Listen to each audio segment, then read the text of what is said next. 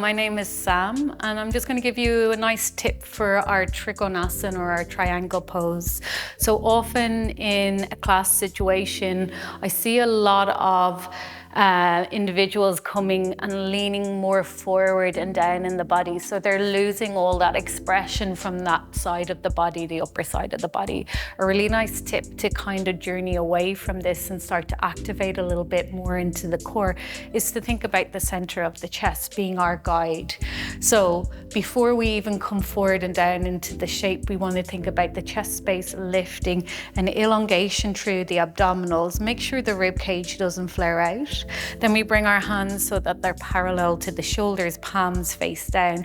Now we don't want to lose this shape. We want to stay in this shape. Let yourself begin to hinge forward and down, keeping a softness around the knees. If you notice, my body hasn't really changed position. As you come down, if you feel that top shoulder beginning to wrap forward, think again, center of the chest moving forward. And as you're down, slightly turn it up towards the ceiling. Inner thighs engaging, arms spread wide, and it's not necessarily how low we go, it's more engagement in the upper body.